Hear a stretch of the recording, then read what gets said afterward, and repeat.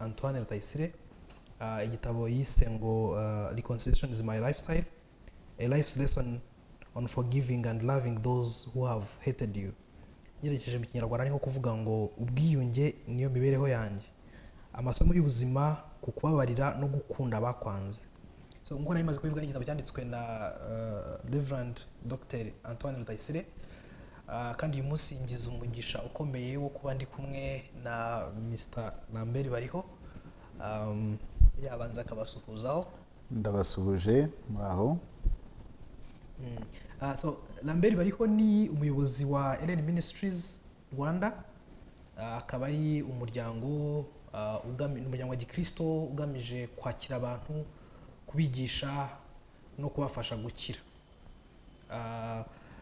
Uretse n'icyo ngicyo akaba ari umwe mu bambere babanje gusoma iki gitabo, akandika ijambo ry'ibanze. Si ijambo ry'ibanze nk'irisanzwe ry'igitabo, ariko kuba bimenyereye ni za nyandiko umuntu yandika avuga ibyo ushobora kuzasanga mu gitabo, avuga ibyiza yabonye muri icyo gitabo. Rero n'umwe mu basomye muri icyo gitabo, basomye igitabo mbere, ariko akaba n'umwe mu batozwa na Pastor Antoine, mu batojwe cyangwa se mu barezwe na Pastor Antoine mu rugendo rw'agakiza. Ubwo rero uyu munsi dufite umugisha uko turi bumwumve atatubwira gusa amasomo nawe yakuye muri iki gitabo, ariko nk'umuntu uzi umwanditsi wacyo, nabwo abura wenda hamwe tutasobanukiwe, twasomye ntidusobanukirwe neza, kuba yahasobanura kurushaho, kuko rimwe twize kuba tuganira mbwira uburyo zimwe mu nkuru twe dusomamo hano tuba tuzumvishe rimwe kandi bakayigira ngufi, kubera ko igitabo kigomba kutaba kinini cyane, ariko bo barazumvishe kenshi kandi baranazumvishe zuzuye. Rero ni umugisha kuba tugufite hano, twishimiye cyane kuba tugufite. Ndagira ngo wenda ntangira mbanze mbabaze, igitabo mwebwe mwakimenye ryari? Ngenda kimenye muri 2022 ubwo yakimurikaga ku mugaragaro, ariko mwakimenye ryari? Ubundi tutaranatangira andi masomo arimo, isomo rikomeye wakuyemo nirihe? Murakoze cyane. Igitabo wenda ntago ndibuze kwibuka amatariki yose neza, ariko ndumva narakimenye nk'imyaka 2 mbere yuko kiba launched cyangwa se agitangaza ku mugaragaro, kuko yatubwiraga ko ari kucyandika, hanyuma aza kunsaba ko nagisoma wenda nkazagira nanjye icyo nandika kuri cyo, cya endorsement cyangwa se cy'umuntu yabwira abandi, abamotivatinga kuba bagisoma, bakangurira kugisoma. Navuga rero ko nubwo ntibuka amatariki neza, ariko ni nka mbere nk'imyaka 2. Ni igitabo usoma wenda wumvaga ugiye gusoma nyine amateori menshi, ibintu byinshi biri aho ngaho, ariko ukahasanga ubuhamya bw'ubuzima bufatika, bw'ubuzima bw'umubabaro, bw'ubuzima bwo gukomereka, ariko nanone bw'ubuzima bwo gukira, ndetse binyuze mu kubabarira, ndetse n'ubuzima bwa nyuma yo kubabarira, ari nabwo agaruka cyane kuri ku bwiyunge. Ni igitabo rero cyiza, utaragisoma namukangurira kugishaka, cyane cyane bashobora kumva Icyongereza, kubera ko uzakigiramo byinshi, uzamenyeramo n'amateka y'u Rwanda menshi, kubera ko ni igitabo kigaruka ku buzima usanzwe bw'Abanyarwanda ubwo twagiye tunyuramo, ariko n'uburyo umwanditsi yashoboye kurenga byinshi muri challenges yari afite, ubundi zakagombye kuba zaramuhinduye undi muntu, ariko uburyo binyuze mu kubabarira, binyuze mu guhura na Yesu, nabyo abivugamo, yashoboye guhinduka uwo ari we uyu munsi. Nk'uko bivuze, iki gitabo ntabwo tubasha, nubwo tugiye kugikoraho ikiganiro, ntabwo tubasha kuvuga ku masomo yose ari muri iki gitabo. Ngira ngo icyiza gisoma ibindi nuko umuntu yakigurira. Tunashaka kugira ngo mbaze ndangira abantu aho bashobora kugikura. Abajya bagura ibitabo kuri Amazon, mushobora kukibona ku $, aho mperukira yari 18, yari 13 n'ibice, ubwo wateganya 18. Hanyuma no mu iduka ry'ibitabo riba hari muri Kigali Height yitwa Charisma Nova, aho mperukira kurebayo cyari kiri ku 20. Ni igitabo ukiguze uzi neza yuko utakwicuza amafaranga wagitanzeho, kandi ni igitabo buri muntu wese n'abatari abakristo wagisoma, kubera ko muko yarabivuze harimo n'amateka y'Abanyarwanda muri rusange. Uramutse unashaka kumenya amateka y'Abanyarwanda, ushaka kumenya uko umuntu akiri bikomere nk'ibyo Antoine yari afite, ni igitabo cyagufasha cyane. Dutangira rero, hari ijambo ry'ibanze mu mvugo yaryo ikwiriye yanditswe na Pasiteri Rick Warren, umushumba nawe ngira ngo yagiye mu kiruhuko cy'izabukuru w'itorero rya Saddleback. Hari amagambo avuga, igitabo cyanditse mu cyongereza, so amagambo amwe ndi bugende mvuga uko yanditse ndaba nayasemuye mu kinyarwanda, ngira ngo wenda ariyo duheraho tuganiraho. Aravuga ngo kwiyunga biragoye kandi birababaza, biri muri kamere ya muntu guhunga ibintu bigoye nk'uko amazi amanuka ku musozi ashakisha horoshye ngo abe ariho anyura. Mu bintu byinshi byiza tujya dushaka, nko gushaka uko twarushaho kugira ubuzima bwiza, kwiyungura ubumenyi, gutyaza ubuhanga bwacu mu kintu runaka, dufata umwanzuro tubishaka wo kwihanganira ibitugoye no kwinjira muri iyo nzira. Ariko siko bigenda iyo bigeze ku bwiyunge. Akenshi iyo amahitamo ari ayacu ko tugomba gushaka ubwiyunge, nuko tuba twabisunitswemo tutabishakaga, twarahemukiwe, twarakomerekejwe kandi twarakosherejwe.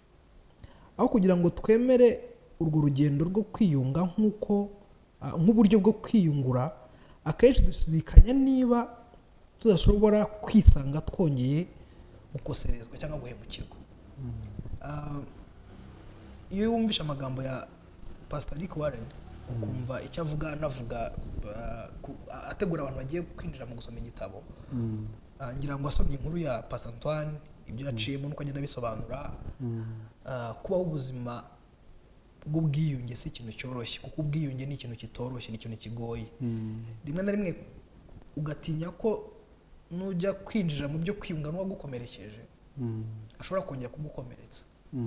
Ubwo icyo nibaza, niba kwiyunga bigoye bene ako kageni, harubwo akenshi muri minisiteri yanyu ya LL Ministries mukunda kugaruka cyane ku kubabarira no kwiyunga mu bigarukaho, ariko njyewe inyigisho nagiye mbasha gukurikira nyinshi, akenshi twibanda ku kubabarira, tukavuga n'inyungu nyinshi mu kubabarira. Nubwo nabyo bigoye, ariko nibura inyungu zabyo zituma wumva ushaka kubikora kubera ko harimo izo nyungu nyinshi.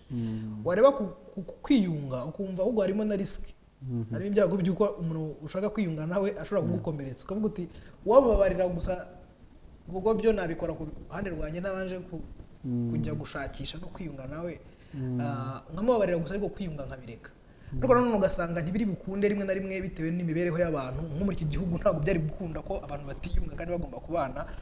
So ndacyarimo kwibaza, namwe mbabaza, ese ibi bintu bigoye gutyo bifitemo risike y'uko umuntu ashobora kongera kugukomeretsa, ni ngombwa ko tubikora? Is it worth it? Urakoze cyane. Nk'uko bivuga, kubabarira ni byiza, umuntu abibonamo inyungu. Wagera ku kwiyunga nabyo ni byiza, ariko biragoye. Kimwe nuko no kubabarira bigoye, kimwe nuko no gusaba imbabazi bigoye, kimwe nuko kwihana bigoye. Ikibazo rero ukabaza uti ese wabireka? Kuki umuntu yihambira ku bintu bigoye nk'ibi? Ubundi byaba bimaze iki? Buriya ahantu ho kubirebera ni mu buryo bubiri. Uburyo bwa mbere ni mu buryo bw'abantu. Buriya abantu babayeho badashobora kugera aho biyunga, nta wabana n'undi. Yaba n'umugabo n'umugore, mugize icyo mupfa ntimutere intambwe ngo mwiyunge, urugo ntirwabaho. Yaba ari inshuti, nta nshuti zibaho. Abanyarwanda nibo bavuga neza ngo ntazibanya zidakomanya amahembe. Buri gihe rero uko zikozanyijeho amahembe, buri wese akavuga ngo genda wimenye nanjye nimenye, sosiyete ntiyabikiriho.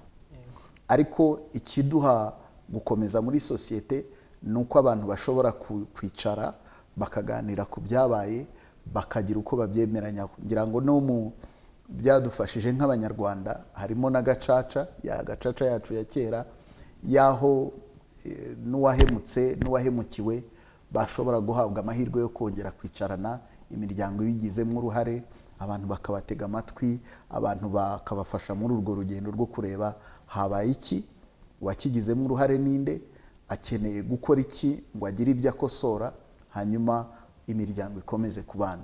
Ibyo rero bitabayeho sosiyete ntiriho.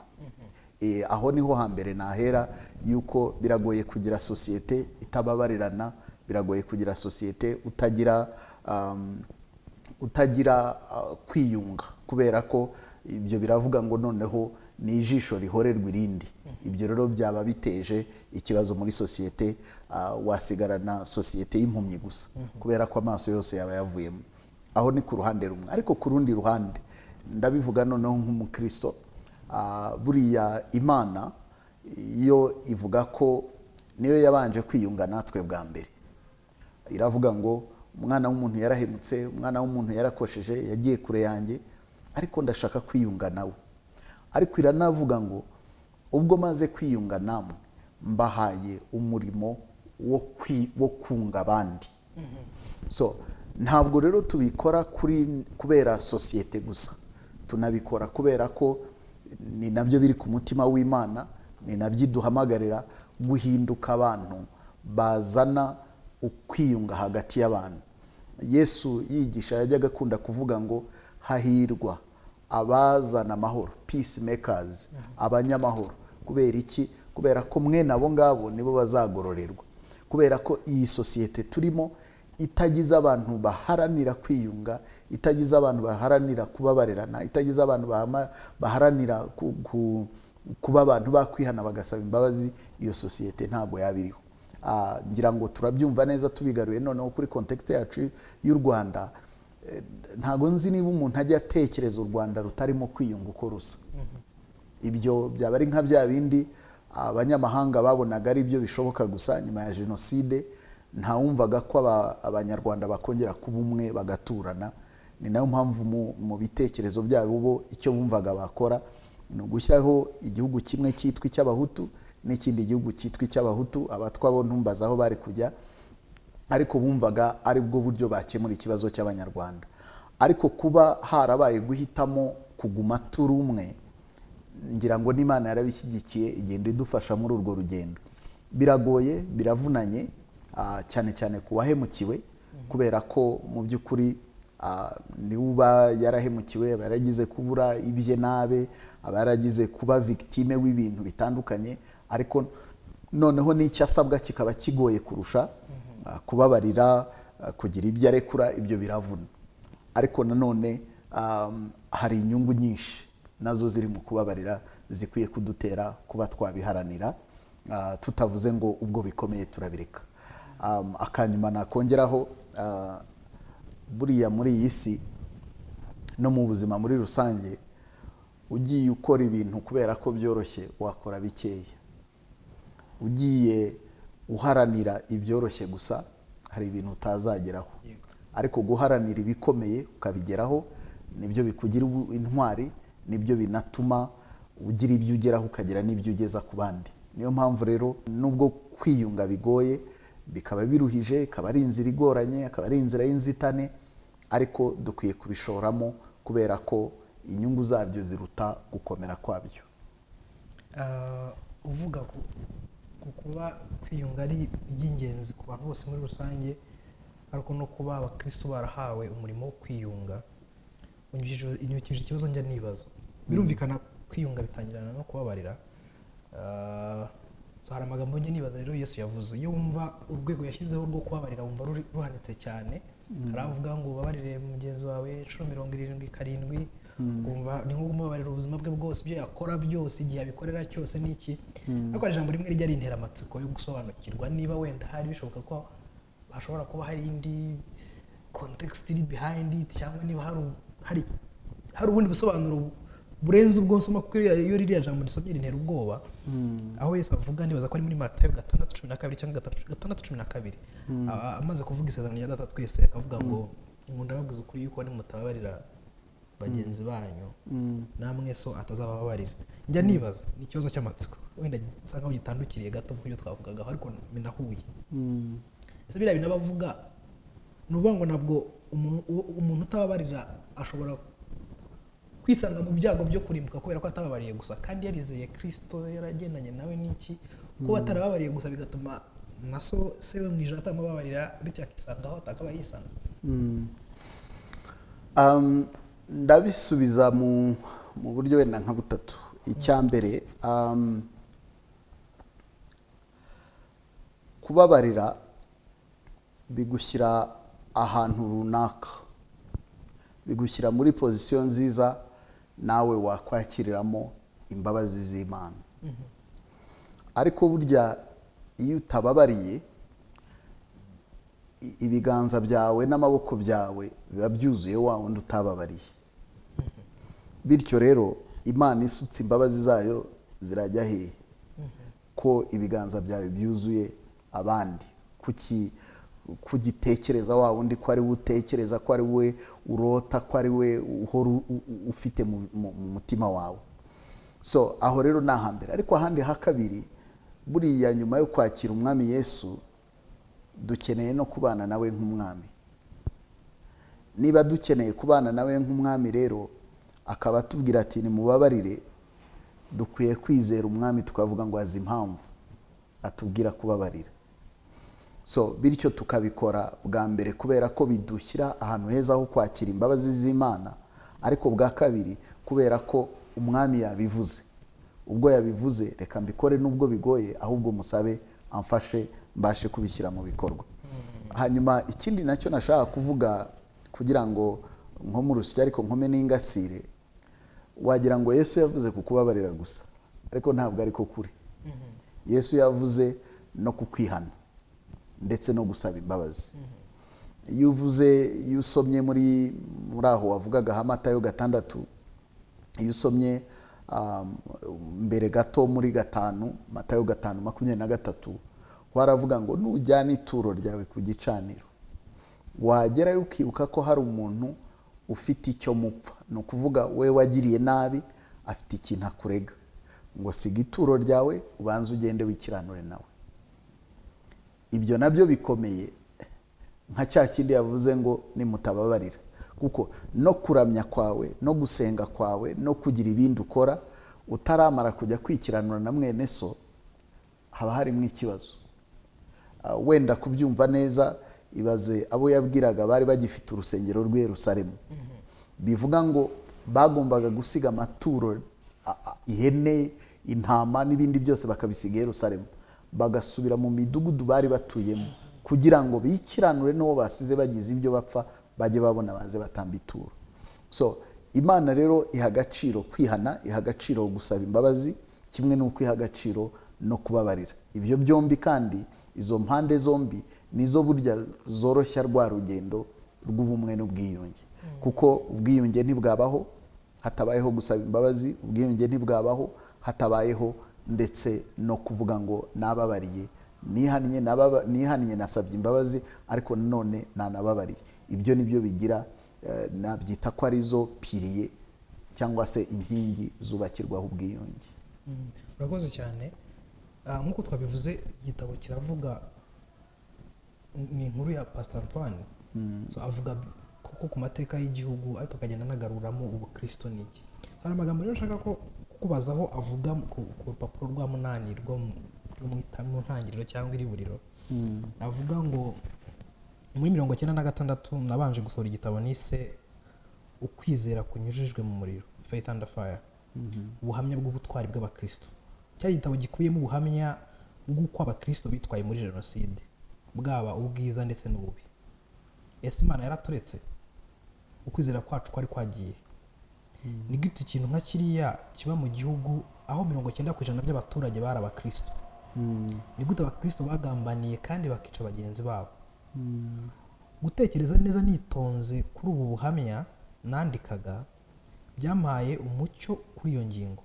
Umwanzuro wa nyuma nafashe nuko Imana yari iri kumwe natwe, yariranaga natwe, idukiza, iduha ibidutunga, itwitayeho mu buryo bwinshi nubwo ibyo byose byari bituzengurutse. Hari ikibazo abantu benshi bakunda kwibaza, kugira ngo buri munyarwanda wese utekereza kuri jenoside yakorewe abatutsi akanatekereza ku Mana, n'ikibazo akunda kwibaza. Ndetse wenda hari gishobora kuba cyaguse cyane ku buryo umuntu atabona ibisubizo byose, ariko buri gisubizo gifite uko kigira uko gifasha umuntu. Pastor Antoine avuga ko iyo yibajije icyo kibazo cyo kuvuga ngo Imana yari irihe muri jenoside, we asanga ngo Imana yari ihari, arimo irirana n'abantu bayo, yarimo ibakiza, yarimo ibafasha, yari ihari muri umwe cyangwa ubundi. Birashoboka kujya wibaza icyo kibazo nawe cyangwa se kuba kibajije uwo umwanzuro wawe wari uwuhe? Ese umuntu ukibaza icyo kibazo uramubwira iki? ngira ngo abantu benshi haba kuri twe abanyarwanda no ku bandi, icyo ni ikibazo abantu buri wese yibaza. Ndibuka hari ahantu nigeze njya gusaba ibyangombwa muri ambasade imwe, hanyuma umuntu amenye ko ndi umunyarwanda arambwira ngo urakizera Imana uri umunyarwanda n'ibyo mwanyuzemo. Igisubizo cyanjye cyabaye kuba nkiriho n'ibyo twanyuzemo bintera ahubwo kwizera ko Imana iriho. Kuko iyo wicaye wenda ukibuka ubugome bwigishijwe, ukibuka umuteguro wa jenoside, ukareba uburyo leta yari yishyigikiye, ukareba uburyo igisirikare cyari kiyishyigikiye, ukareba uburyo abantu bishwe ahantu hose mu gihe cy'amezi 3, kuba haba hari umunyarwanda ukiriho ubwabyo biravuga ngo ni igitangaza, Imana yarahabaye. So ibyo ni mu buryo navuga buri simplistic cyangwa se mu buryo bworoshye bwo kuvuga ngo kuba hari umunyarwanda ukiriho ni ikigaragaza ko hariho Imana. Kubera ko ari abahigwaga muri jenoside ntago bose bishwe ngo barangire, nubwo wari wo mugambi wo kubarimbura kandi leta ibishyigikiye, igisirikare kibishyigikiye. Ariko n'abicaga muri jenoside na nyuma ya jenoside, buri wese yatekerezaga ko nabo bagiye gupfa, nicyo kigiye gukurikira, hagiye kubaho kwihorera, hagiye kubaho kubarangiza. Kuba rero hakiriho u Rwanda rutuwe n'abanyarwanda bose b'ingeri zose, ibyo binyereka jewe ko Imana ikiriho, kuko yateye ko abantu nyine bafata ibyemezo nk'ibyo bagiye bafata mu buryo butandukanye, abatabaye abantu, abarengeye abantu, abahisha abantu, abatarihoreye, ibyo byose binyereka ko hariho Imana. Ubwo ni mu buryo busanzwe. Ariko ikindi gisubizo nkibona mu buryo Imana yaremye umwana w'umuntu. Buriya turi ibiremwa bitandukanye n'izindi nyamaswa, kubera ko Imana yaturemye dufite ubushobozi bwo kwihitiramo. Ariko ubwo bushobozi bwo guhitamo Imana yaravuze ngo ndabuguhaye bukoreshe, ariko umenye ko uzambwira uko wabukoresheje. Uzaza imbere yanjye. Niyo mpamvu tuvuga ngo umuntu yitabye Imana nuko aba yagiye nyine. Tuzagira rero twese igihe cyo guhura n'Imana, tuyibwire uko twakoresheje bwa bushake bwacu bwo guhitamo. Niyo mpamvu rero hari igihe ntago byose nabisobanura ngo mvuge ngo ndabyumva, ariko hari ibibi nkora, ibyemezo byanjye bibi nafashe bikagira ingaruka ku bandi. Ariko niyo mpisemo gukora neza, ibyemezo byanjye byiza bigira ingaruka ku bandi. Bityo rero icyo nkeneye kwibuka muri ibi byose, Imana irahari inkomanga ku mutima, imbwira ngo Ramberi wikora nabi, Ramberi wihemuka, wikora ibi. Kuko unasubiye n'inyuma no mu mateka yacu y'u Rwanda, cyane cyane mbere ya jenoside, buri Imana yaratuburiye, ibwira abanyarwanda nyaboneka nimwihane, nyaboneka nimureke inzangano, ariko abantu bakomeza kwanga. So ntabwo rero navuga ngo yari irihe, kuko yari ihari na mbere kandi yaranahabaye no muri icyo gihe, niyo mpamvu tukiriho nk'u Rwanda. Ariko na nyuma yaho iracyahari, itwomora, idukiza, idufasha no kuba twicaye hano kuberayo. Kubera ko itahabaye n'iki cyatuma twicara gutya bigakunda. N'iri terambere ntago twari kuba turifite. Mu gihe cya jenoside nta wagiraga umwanya wo kwicara ngo ajye gutanga interview. Ariko kuba twicara umuntu akavuga kuri ayo mateka, tukavuga urwo rugendo uko rwagenze, ni ikigaragaza ngo Imana yarahabaye kandi yadusigarije kugira ngo tuzane impinduka, bityo tugaragaze ko iriho kandi ishobora no kutugira neza dukomeje guhitamo neza. Uvuga unyibukije bimwe mu bintu Antoine avuga muri iki gitabo bigaragaza ukuntu Imana iriho, harimo nk'inkuru ebyiri zankozeho cyane zituma nanjye mbona ko Imana yari ihari. Imwe mu nkuru avuga ni igihe Imana yamubwiye ngo guard your heart and I will guard you, urinde umutima wawe nanjye nzakurinda. Hanyuma ngo aragenda, iyi nkuru yiranansetsa nubwo inababaje kandi inagaragaza ko Imana ihari koko. Ni ukuntu bamaze guhunga bava kuri stade bamanuka bajya ngira ngo Kabuye, ngo agenda akicara ku kirundo cy'amatafari nangwa amabuye sinibuka neza, imvura irimo kugwa, ni mu ijoro, imvura irimo kugwa, ibintu byacitse mu gihugu, yicaye hanze, ni mu kwa kane, imbeho, umubu n'ibintu byose. So ngo atangiye gutekereza abaza Imana, Imana ibintu bimeze bite n'iki, ngumva ijambo ry'Imana rimuhumuriza, sinibuka neza uko havuga ariko yumva ijambo ry'Imana rimuhumuriza, ngo aragira arasinzira muri icyo cyondo, muri iyo mbeho, muri iyo mvura irimo kugwa kugeza mu gitondo, ku buryo rero ngo umugore we amubaza mu gitondo, aramubwira ngo nakubonye usinzira ahandi hantu hateye ubwoba, ariko noneho uyu munsi ahantu wabashije gusinzirira jewe n'abana bawe tutaraba safe, tutaragera aho dutekanye, imvura irimo kukunyagira wicaye hanze, byandenze. Ngoranje amusubiza aseka, aramubwira ngo niyo mahoro Uwiteka abantu. So kimwe mu bintu iyo wumva ubuhamya bw'abacitse ku icumu, iyo wumva ubuhamya bw'abantu babaye muri ibyo bihe, abari abakristo cyane cyane babashaga kuba bakumva Imana, wumva uburyo Imana yagendanye nabo, iganira nabo, ibabwira, wumva nayo kuri gihe ari sinzi wenda niba wemeranya nanjye cyangwa utemeranya nanjye, ko wumva nanjye njye numva ari bumwe mu buryo Imana igaragaza ko icyo gihe nabwo yari ihari. Ugiye kureba aho Imana yari iri, wavuga henshi, hari muri aho waruvuze, ariko byonyine no mu kuba hari abantu yahaye imbaraga zo guhagarika jenoside, atari uko bafite ibikoresho bihagije, atari uko ari bo benshi, atari uko bize urugamba kurusha abandi, ariko ikabaha gutinyuka ubwabyo, ugatinyuka kujya kurwana n'umuntu ukurusha imbaraga kandi ukamunesha. Ibyo ubwabyo byerekana ko hari Imana.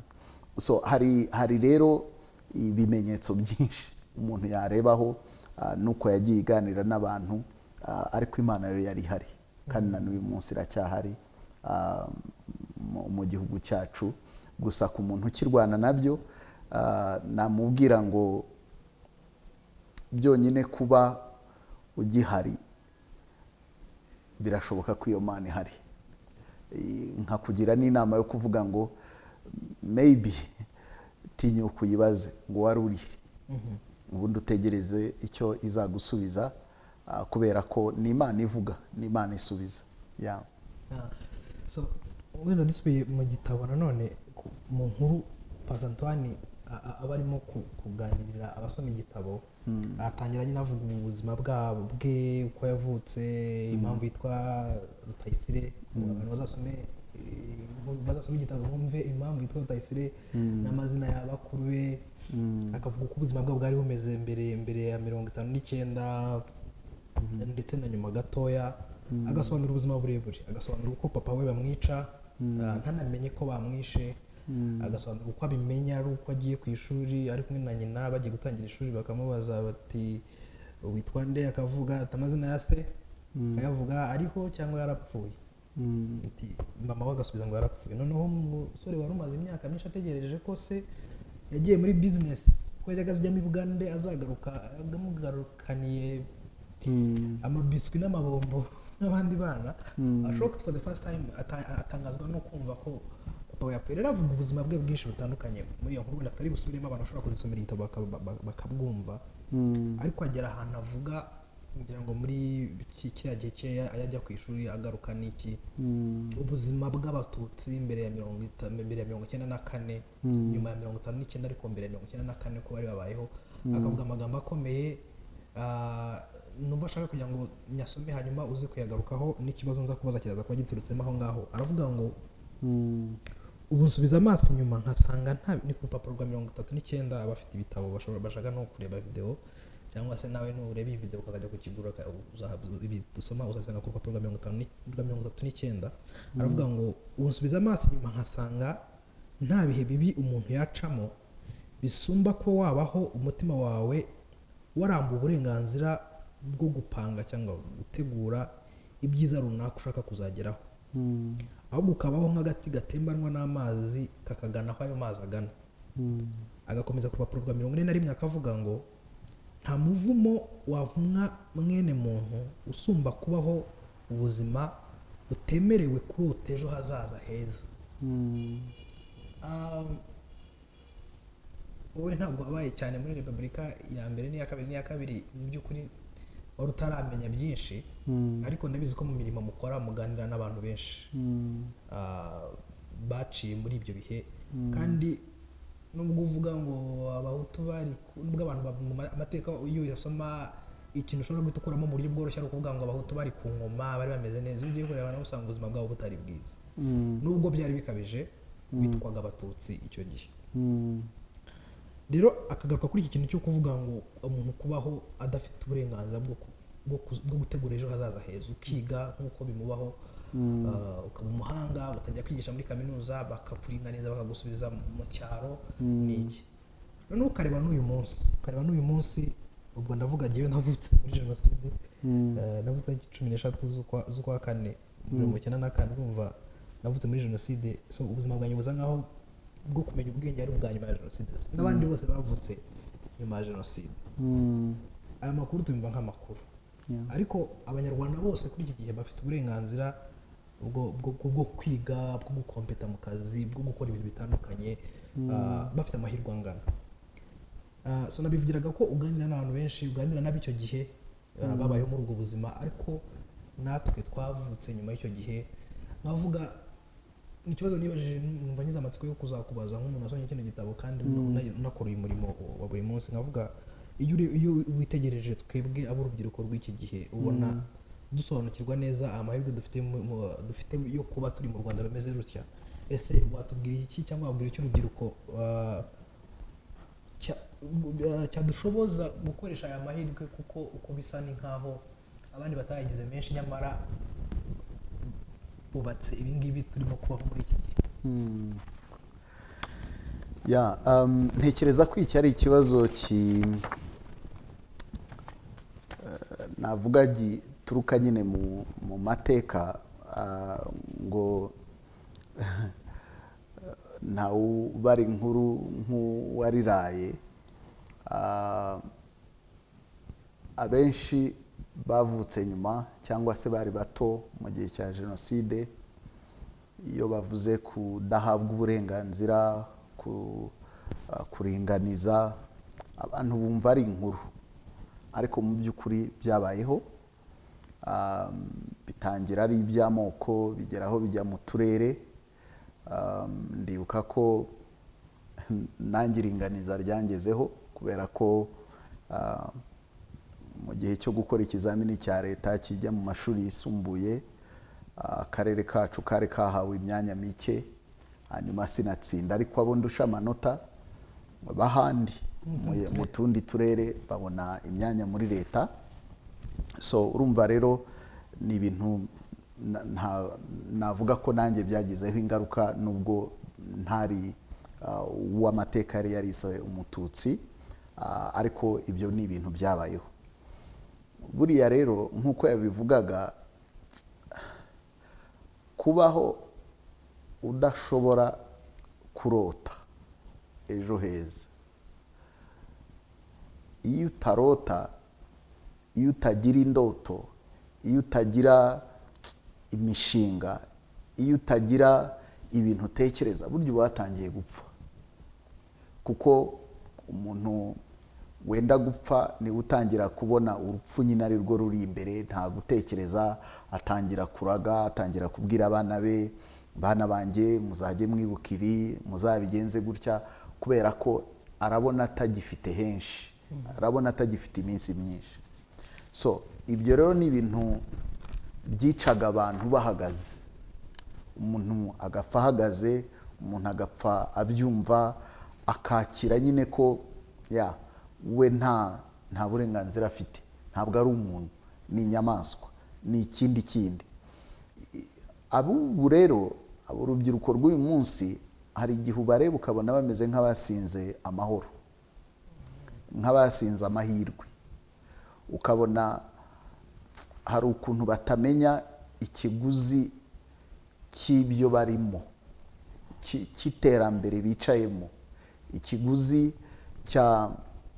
cy'aya mahoro twicayemo, cyo kuba umuntu yakwiga, cyo kuba umuntu yashakisha bigakunda. Ibyo ngibyo abantu ntibabona ko kera atari ko byari bimeze. Icyo rero nabwira urubyiruko, icya mbere ni ukumenya ayo mateka, umuntu akamenya ko yabayeho. Icya kabiri ni ugukoresha amahirwe yose ashoboka. Reka nanabivuge gutya, wenda babivuga nk'umuntu wahoze amateka yari yarise, umwanditsi abivuga nk'umuntu amateka yari yarise umututsi wacitse ku icumu rya jenoside, ariko nanjye wari mu gice cyitwa ngo ni icy'abahutu, kubera aho nakomokaga hari indoto ntagiraga. Uyu munsi nibuka ahantu igitekerezo cy'uko nshobora kwiga nkagera muri kaminuza cyanziyemo. Ubundi ntabyo narotaga, numvaga ninkabya nziga ngere muri ndangiza amashuri yisumbuye, ubundi njye gushaka akazi nk'abandi, ningira amahirwe nkabone ninkabura, nyine bibi bisanzwe. Ariko ndibuka ndi kurangiza, ubwo ni nyuma ya jenoside, nibwo indoto yo kuvuga ngo ariko uzi ko nanjye nakwiga kaminuza yaje mu bitekerezo byanjye. Nigaga mu mwaka wa 5 ndi mu nzira ntaha, ngenda n'amaguru nta iwacu, icyo gitekerezo kiraza, naho cyaziye ndahibuka buri gihe. Iyo mpageze ndavuga ngo aha hantu nibwo igitekerezo cyo kwiga kaminuza cyaje. So urumva rero, kuba umuntu yarota, kuba wicara ukumva umwana aravuga ati ndashaka kuzaba iki, ndashaka kuzakora iki, kandi ukabona bishyizeho umwete, abishyizemo ubushake, abonye amahirwe, ashoboye kuyageraho, ibyo ni ukuba twambaye ikirezi. Nimureke tunamenye ko kera, ntidutangire kugihindanya cyangwa se ngo tugice amazi, ahubwo dukoresha ayo mahirwe. Ikindi navuga nk'umukristo, buriya generasiyo yose igira umuhamagaro wayo. Hari generasiyo zabayeho zinyura mu gihe cyo gusafaringa, zirihangana, zikora byinshi kugira ngo zirebe ko ubuzima bwakomeza. Hari izabayeho zihinduka nk'ikiraro cyo kuva mu buzima bw'icuraburindi tujya mu buzima nakwita bw'amahirwe. So ubu rero generasiyo ziriho zikwiye guhagarara ku bitugu byabo bose basakrifiye byinshi, ababyeyi, abandi inshuti, abandi bakuze begeye imbere, tugahagarara ku bitugu byabo tukagera kure. Ubu umwana wakwinanirwa, ubu umwana utarota, umwana utamenya ngo hari igihe ntange nk'urugero, hari igihe umuntu avuga ngo ngo njye sinziga muri 9, kwitabagaho se kera kwitahozeho. Ubwo ihari reka umuntu ayige, ahubwo ayige neza, anashobore no kuba yashobora kuba yazayibyaza umusaruro. Kubera ko ntabwo abantu, nanjye wicaye hasi nize mu mashuri akomeye, ariko nicaye hano. So ntabwo rero ikibazo ari kuba aho wigiye, ahubwo ikibazo amahirwe wahawe wayakoresheje neza. So niyo mpamvu rero nkangurira urubyiruko ngo mureke amahirwe yo kuba umuntu yarota, yo kuba umuntu yakwiga bigashoboka, yo kuba yasaba akazi, yo kuba dreaminga. Ubu njya ndeba urubyiruko nkavuga ngo ubu ntimukadreaminge gushaka akazi na hano mu Rwanda gusa, mujye mudreaminga no hanze. Ntangazwa no kubona mu gihugu bakadivatayizinga n'imyanya y'akazi iri muri UN ngo ahanahana. Nkibaza ubundi kera burya iyo myanya ntiyabagaho, kuki uyu munsi aribwo abantu batangiye kujya bayimenya? Kubera ko hari amahirwe mashyashya. So bityo rero abongereza nibo bavuga ngo the sky should be the limit, ariko nayo it shouldn't. Reka rero urubyiruko rukoresha amahirwe rufite, kubera ko amahirwe burya yaje aba ari na responsibility. Ubu ntacyo mwe mwazireguza, ntago muzavuga ngo babaringanije, ntago muzavuga ngo babimye kiriya, ngo data ntibyagenze gutya na gutya, kubera ko ayo mahirwe arahari. Reka akoreshwe neza. uravuze ngo ntacyo tuzireguza. Ariko nk'uko bavuze ngo buri generasiyo cyangwa buri kiragano kigira umuhamagaro wacyo cyangwa papasi yacyo, ni nako kigira n'ibibazo byacyo. Ndetse hariho bimwe mu bibazo ab'urungano rwanjye bashobora kuba bagira nibyo bifite aho bihurira n'amateka. Niho ndi bugaruke nkubaza ikibazo kugira ngo udufashe abantu bari muri kategori zitandukanye bahura n'ibyo bibazo bitandukanye babisohokemo batari ibintu Pastor Antoine yandika ku rupapuro rwa 72 akavuga ngo duhitamo inshuti zacu ariko Imana nihitamo imiryango yacu. Uvuga wandika ibisingizo by'iki gitabo aravuga ukuntu nyine jenoside yabaye ungana, ugahungira muri Kongo ukagaruka ufite ubwoba bw'uko abatutsi bishwe bashobora kwihoreraho. Biranatangaje kuba ku myaka wari ufite iki gihe ibyo bintu byose warabyumvaga, warabisobanukirwa, warabibonye, warabigumanye mu mutima wawe ukamenya uko udiringa nabyo cyangwa se uko uhangana nabyo. Ndetse ukavuga ko waje no kongera gusubirana ibyiringiro, no kumenya impamvu y'ubuzima bwawe, no kumenya nibura aho werekeza ubuzima bwawe, ukavuga uti ibi nibyo ngiye kwibandaho mu buzima bwanjye, ibyo ngiye gukoresha ubuzima bwanjye. Ndashaka kubaza, wabwira iki umuntu si ibyo uvuga uti hari abantu bava mu mateka atandukanye y'igihugu cyacu usanga bafite ibyo bintu bibaboha, bibabuza gukoresha ayo mahirwe twavugaga, kuko navuga ati ntabwo nahisemo kuvukira wenda tuvuge mu muryango w'abakoze jenoside. Iyo pfunwe kukumva ntisanzuye kurakomeza kukamfata, kukamfugirana, kukambuza gukoresha n'amahirwe ahari. Ubu ndagira ngo uze kugira icyo umubwira, ariko unabwira undi muntu ufite umubyeyi we umwe wenda, cyangwa se yararezwe na nyirakuru, yararezwe n'abandi, kubera ko abandi babyeyi be bose bishwe muri jenoside yakorewe abatutsi 1994. Bakavuga ati ntabwo nagize amahirwe y'uko mu gihe abandi bana iyo bavuye ku ishuri ababyeyi babo babaza mwabonye bibliothèque yawe irasa gute, mwana wanjye komereza aho ngaho nuko ntabwo nabonye ukomeza kuntera courage, ukomeza kuntega mu bitugu nanjye nkomeze kubasha kwiga no gukoresha amahirwe mfite muri iki gihe. Ugasanga uwo nawe afite ibyo bimuboha, bimuza gutera imbere. N'abandi bakomoka mu bindi bice bitandukanye, abavuye hanze y'igihugu, abari tugize kuvuga naho mu kiganiro twakoze mu Cyongereza tuvuga ukuntu hari n'abakomoka mu miryango ivanze. Hari uburyo abantu bakomoka mu byiciro bitandukanye bashobora kugira ibibazo bitandukanye bituma batabasha gukoresha ayo mahirwe ahari.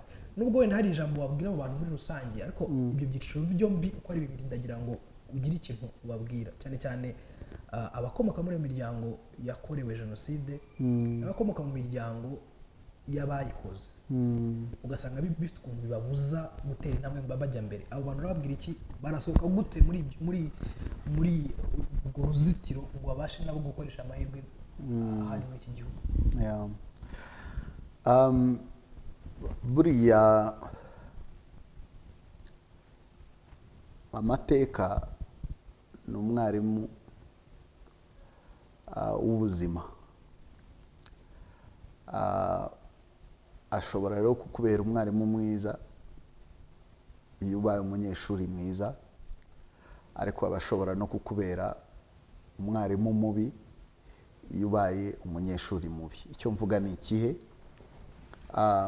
Nta kintu wakora ngo uhindure amateka yawe. Nk'uko yabivugaga umwanditsi yabivugaga, ntacyo wakora ngo uhindure aho wavukiye, ntacyo wakora ngo uhindure ibyo wanyuzemo, ariko kimwe mu bintu ushoboye gukora ni ukuvuga ngo ibi bintu ni gute nakira ku bikomere nasigiwe n'aya mateka, aho kugira ngo binyice ahubwo bimpindukire ikintu nahagararaho ngasimbuka kurushaho. Yaba rero ari uwo mu muryango amateka yise ko ari uw'abahutu, yaba ari uwarokotse jenoside yakorewe abatutsi, icyo namubwira ni kimwe, bose bakeneye gukira, bagakira imitima, kuko nibwo ushobora gukoresha amahirwe yawe neza. Naho ubundi iyo udakize uguma kuba muri pasi, ukabaho mu mateka yawe aho kubaho muri preza. Icyo rero akaba ari ikintu kikwicira ubuzima, kikwicira ejo hazaza, kikwicira aho waganaga, kubera ko focus yawe ntabwo ireba imbere, ahubwo focus yawe irareba inyuma. So uwo ari we wese rero numva namugira inama yo kuvuga ngo icara urebe mu maso amateka yawe, uhangane n'umubabaro uyarimo, wenda se n'ipfunwe, wenda se n'ikimwaro, wenda se ni no kwicara ukumva ufite akandi gahinda k'ubundi buryo, kuko buri ibikomere ntabwo ari bya jenoside gusa. Hari n'abandi bafite ibindi bagiye bakomerekeramo mu miryango yabo, kandi nabyo bishobora kubabera imbogamizi yo kutakoresha aya mahirwe neza. So niyo mpamvu rero uwo ari we wese mugira inama yo kuvuga ngo nyabuneka icara urebe mu maso amateka yawe. Aya mateka ugiye kuyemerera akwicira ejo hazaza, cyangwa ugiye kuyabyaza umusaruro, ugira amasomo yigiramo, bityo agufashe kureba hano, kureba imbere, ukoresha amahirwe ahari. Kuko mu Kinyarwanda bajya bavuga ngo umutima w'imfubyi utanga umutwe w'umusaza kumera imvi. Icyo baba bavuga ni iki? Nuko ya mfubyi hari ibintu yiga wa mwana ugifite ababyeyi atiga. Hari ubwenge bimusaba gukura cyane kugira ngo ahita agira ibintu akora, bityo atazasigara inyuma. So ntabwo nakubwira ngo ushoboye guhindura amateka, ariko ushoboye guhindura icyo ayo mateka gukoraho. Niyo mpamvu rero mvuga ko gukira ibikomere ari kimwe muri ibyo, no kuvuga ngo singiye guhora ndeba inyuma, ahubwo nzajya ndeba inyuma ngira ngo nige, mbona uko ndeba imbere, nkoresha aya mateka ahari. Ariko nubwo mvuga ibyo, natanga wenda nk'ingero ebyiri zashobora kuba zafasha abantu kubitekerezaho. Buriya nyuma ya jenoside byarashobokaga ko abantu bahita bagenda bakicara akavuga ati kwiga sinkize, n'ubundi nabuze abanjye, ndigira iki se? Abeza nibo bagiye. Ariko urebye abenshi barokotse jenoside, uburyo bagiye mu ishuri bakiga, uyu munsi bakaba biteje imbere, uyu munsi bakaba bafite ibyo bagezeho. Urubyiruko rw'uyu munsi rukeneye no kwigira kuri abo. Ntago bari bakuru, ariko baravuze ngo turarokotse. Bamwe ndabyibuka twiga kuri za kaminuza, hari abataratahaga bakaguma kuri kaminuza kuko nta muryango agira, akaguma kuri kaminuza. So ariko akavuga ngo ndiga. Uyu munsi ni umuryango, arubatse, afite umugore, afite abana, na bamwe batangiye kuzukuruza, ariko icyo gihe bari incike. Bityo rero dukeneye no kwigira kuri abo ngabo. Niyo mpamvu rero ntekereza ko twageze kure hashoboka, kandi dufite ingero z'abagiye bavayo mu buryo bukomeye. Ntekereza ko urubyiruko rw'uyu munsi nta excuse wigiye kubabohoye igihugu, wigiye ku barokotse jenoside bari bariho icyo gihe. Nta mpamvu ufite yo kuvuga ngo ugiye mu gatebo kawe wihishe gusa, kubera ko ya mahirwe atakureba. Oya, arahari. Ahubwo vayo ukore, vayo wige, vayo udreaminge, vayo uhange, vayo ukore byose, kubera ko ayo mahirwe arahari. Nk'ubu njya ndeba nk'ukuntu urubyiruko rwinshi rugira amahirwe yo guhura na nyakubahwa Perezida wa Repubulika. Nutaje agahamagara, wavuze ibyubaka, wabajije cya kibazo koko cyakuvanayo. Ayo mahirwe kuki tuyatera inyoni? So ibyo rero dukeneye kubimenya ko amahirwe arahari. Ibyo wenda mvuze ibiri hayi cyane, ariko ugiye no mu mudugudu aho utuye, ugiye muri rwa rugerero ruba abarangije segonderi bahurira mu itorero bakagira ibyo biga, hari ahantu abantu bakoresheje ayo mahirwe bashobora kugira byinshi bageraho batabiteye inyoni. So no kuba ufite n'abantu muturanye wakwigiraho, no kuba ufite bakuru bawe cyangwa se abandi bantu ushobora kwegera ukamubwira uti ikiba gikora gute. Ayo ni amahirwe dufite ntekereza dukeneye kuba twakoresha, ariko uburyo bwayo ni ukwirinda kujya muri victim mentality, kwirinda kujya muri self pity, ngo uvuge ngo jyewe mama, njyewe magorwa naragowe. Oya, vayo, kandi Yesu arabishoboye kugukiza ukava muri victim mentality ugahinduka umuntu ushyira mu bikorwa, ahubwo utanga umusanzu wawe mu buryo butandukanye.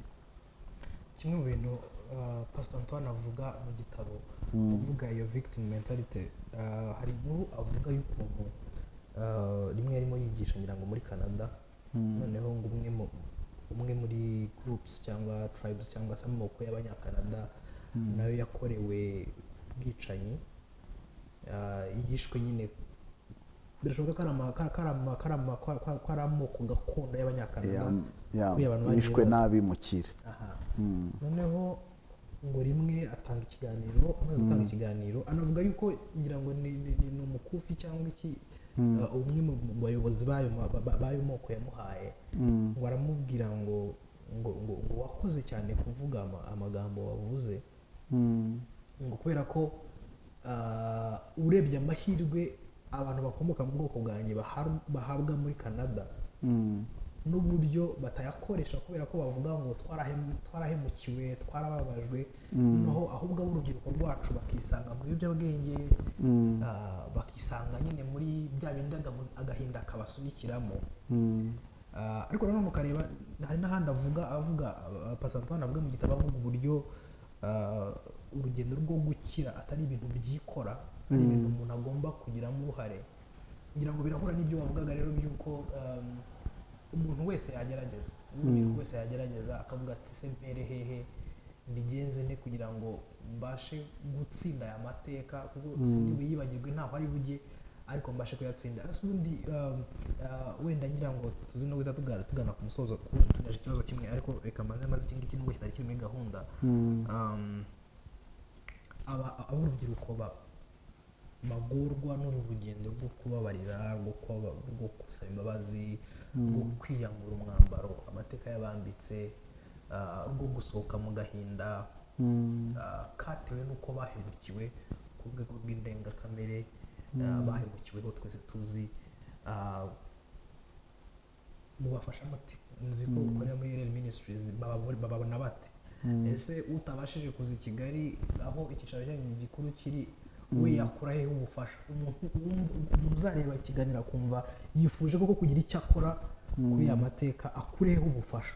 Wenda hari uwashobora kuza hano, wowe aramutse abishatse kuza kuri RL arahagera ati, ariko se utabasha wenda kuhagera ahandi ari ubufasha, kuko nawe uvuga uburyo wakize n'ukuntu wakijijwe n'uko wagiye ukira, ntabwo ari muri RL, ariko so ubu urugendo umuntu abigenza ati, umuntu asohoka gute muri ako kazitiro nk'uko nigeze kukita mbere?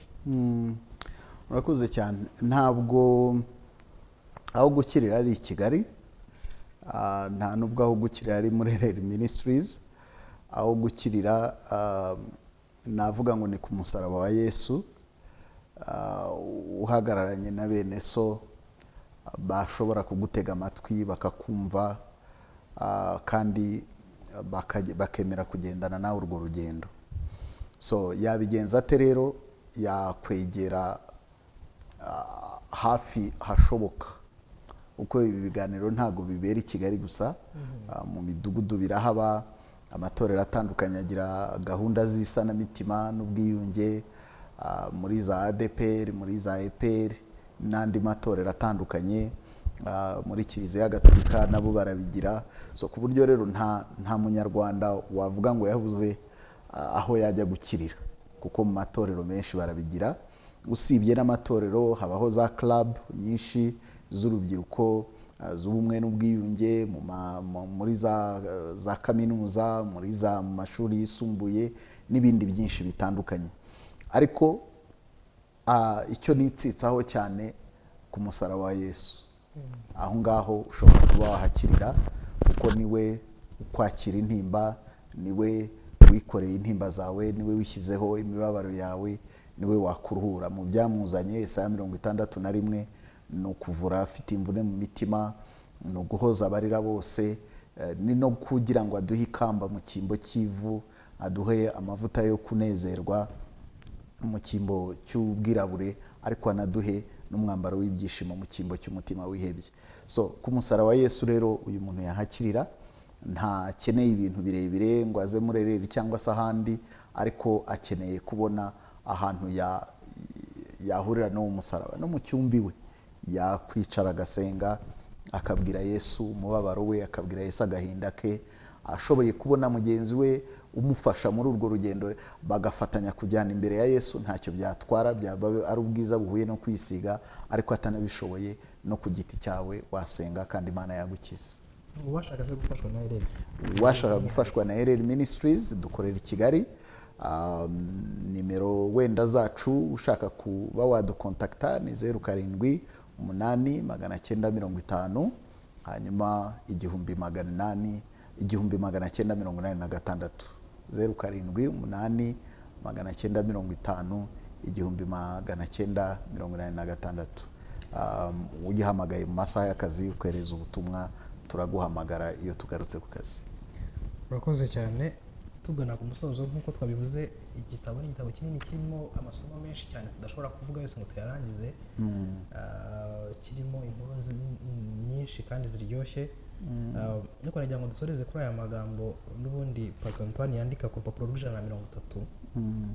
Aravuga ngo iyo uvukiye mu gihugu cyakomeretse, umuryango wakomeretse, ndetse aho ubw'isi yakomeretse, hari aho ugera ukaba ugomba guhitamo. Kuba umuntu washaririwe, uhora yitotombera ibitagenda neza kandi wangiza ibintu byose, cyangwa ugahitamo kubabarira no guhindura, ubwiyunge bukaba ari bwo buba imibereho yawe. Wenda wowe ntabwo ndi bukubaze niba nawe igitabo cyitwa Reconciliation is my lifestyle, yavuga ngo ubwiyunge nibwo buzima bwanjye, niyo mibereho yanjye, ndetse yanagisoza atanga challenge, ahinyuza abantu akavuga ngo mwese ndabayinyuje ngo mufate kwiyunga guhinduke imibereho yanyu. Niyo mvuga rero wese nirwa nkubaza, kubera ko nzi ko n'ubusanzwe iyi ngiyi ari ibintu uvugaho cyane, kandi inyigisho zanyu ziragaragara ku mbuga nyinshi zitandukanye, cyane cyane YouTube. Nirwa nkubaza icyo kintu, ariko icyo nza kukubaza ni iki ngiki. Urabwira iki aburungano rwawe, aburungano rwanjye, abakuru se baturutseho ba Antoine, ba Pastor Antoine, ariko cyane cyane abungano rwanjye kuri uru rugendo no kuri aya mahitamo yo guhinduka, abunga abantu, yo guhindura ubuzima bwacu bukaba ubuzima bw'ubwiyunge? Icyo nababwira ni amahitamo meza, kandi atangirana nawe. Nudahitamo no kwiyunga n'Imana, ngo uhitemo kwiyunga nawe ubwawe, ngo bigutere kwiyunga na mugenzi wawe, ntabwo uzashobora guhinduka umuntu ufasha abandi muri urwo rugendo rw'ubwiyunge. So bitangirana rero nawe, bigatangirana no kwemerera Imana kwigufasha muri rwa rugendo rw'ibikuremererwa kubuza guhinduka umuntu ufasha abandi mu bwiyunge. Ikindi nacyo nakongeraho nuko ntago bizahinduka ubuzima byikoze, bizasaba guharanirwa. Uzahura n'abaguca intege, uzahura n'abakubwira ko bidashoboka, uzahura n'abazakubwira ngo kubera iki, ariko icy'ingenzi ukwiye gukomeraho ni ikivuga ngo ubw'Imana ibimpamagarira kandi izanabinshoboza, kandi birashoboka. So Imana rero ibidufashemo. Nubwo tuvuga ibyo byose, ntago navuga ngo turacyari hahandi twahoze. Oya, tumaze gutera intambwe ishimishije, ariko urugendo ruracyari rurerure. Ruracyakeneye ko benshi muri twe tubigira ibyacu, kugira ngo dufashe imiryango yacu, dufashe sosiyete yacu, bityo dushobore kubaka u Rwanda rurushijeho kunga ubumwe, kandi mu mpande zose. So nicyo nasorezaho. Ndagushimiye cyane.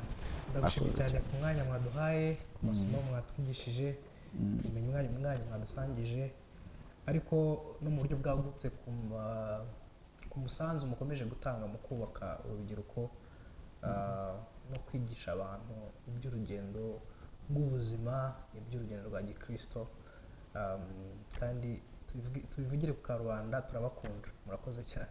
Murakoze cyane nanjye ndabakunda ari wowe n'urundi rubyiruko rwose rw'abanyarwanda murakoze.